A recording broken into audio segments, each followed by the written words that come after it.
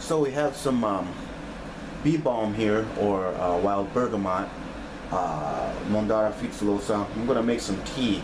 Normally I hang this up to dry in the house, just let it hang and dries in about a week or so, and then I can store it in a cool, dry place and use it as oregano or as a tea, or to make infusions and other types of medicinal concoctions. Right now I just want simple tea. It's very fragrant.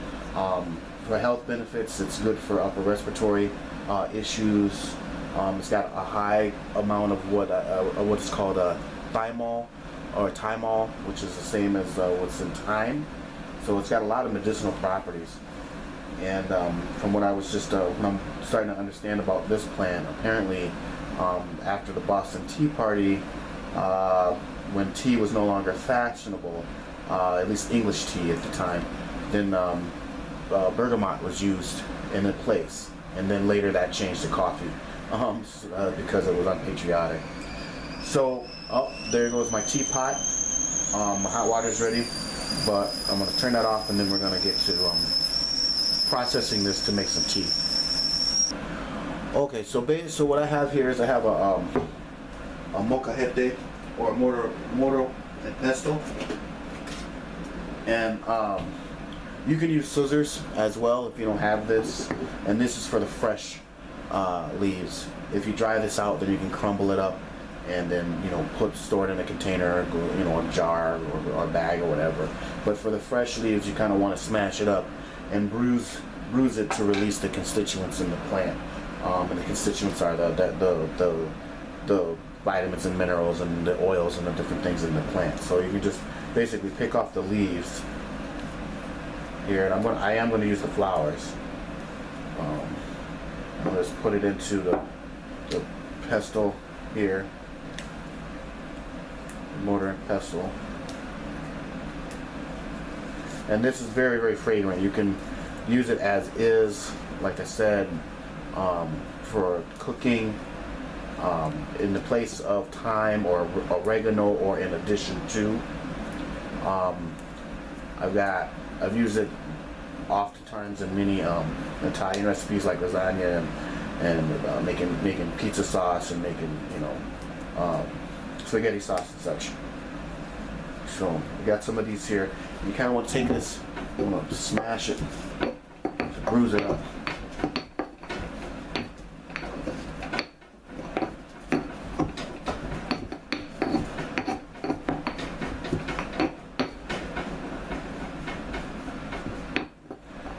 And then I can add this to my strainer, which I have in my cup here.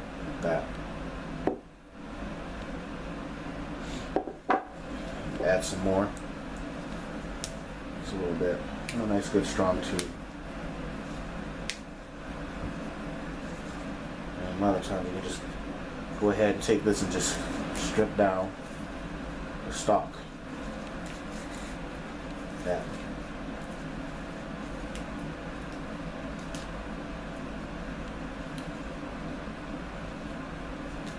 So that should be enough for now. I'll set these aside.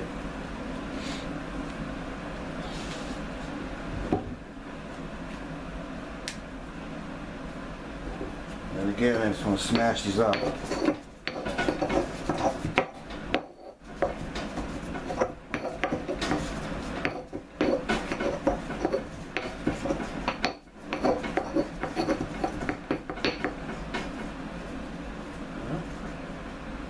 Pack that in there, just like so. Set to the side. Got some of the petals here, like that.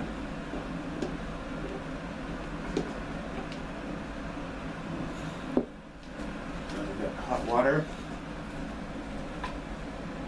Again, making a tea or infusion is obviously not that complicated, but sometimes I feel it's important for people to kind of see the process. Helps inspire the mind. And then I want to let this steep like this. And then what you can do is then I can kind of cover this up and let it steep for a little bit. Now right in here I've got some honey, and this is actually powdered honey that can be used as a substitute for sugar, refined sugar. And I got this at, I think, some co-op or health food store, and you can just look for, like, you know, powdered or dried honey.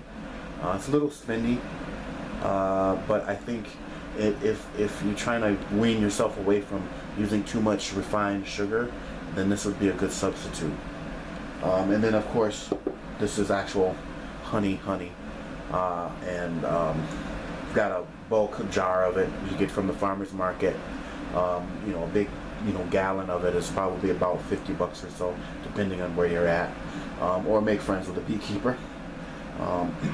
So I'm going to use that to flavor this, but for now, yeah, that smells good. So I'm just going to let that steep a little bit, and then we've got some tea. So let's see what we got here. There we go.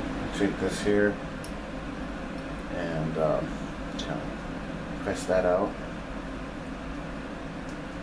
just a little bit.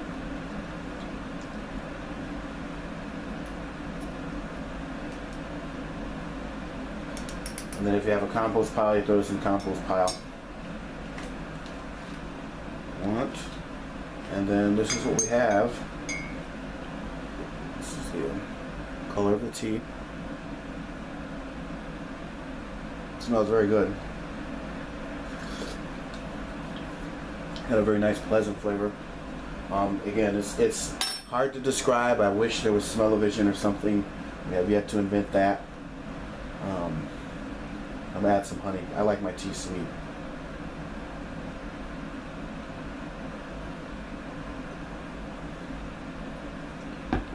There you go. So essentially, that's basically how you make a tea out of this Bee Balm or Wild Bergamot, or pretty much any wild herb or plant.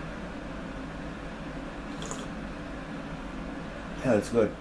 So there you go. It's just real quick and simple. You know, making a tea is not difficult. One thing is that you also hear the term infusion, and basically what we've done is we have infused this hot water with the constituents of the plant. So a tea is an infusion, and that's like herbalist speak. I'm not an herbalist, but that's what they would use. So if you're seeing an herbalist and they say, you know, make an infusion of dandelion leaves, that means you harvest some dandelions, or if you have some already dried, or you go to the herbal store and you basically make a tea out of the dandelion leaves. So infusion, dandelion, or infusion, tea. Oh, and something I forgot to mention is you can also use a French press to do this as well. So basically, you bruise your plant material just to kind of break the surface or the leaves and the flower heads, and then you just put them in your French press like that.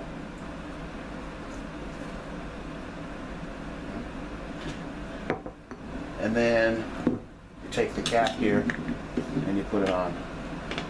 Or rather, you put the water in first, excuse me.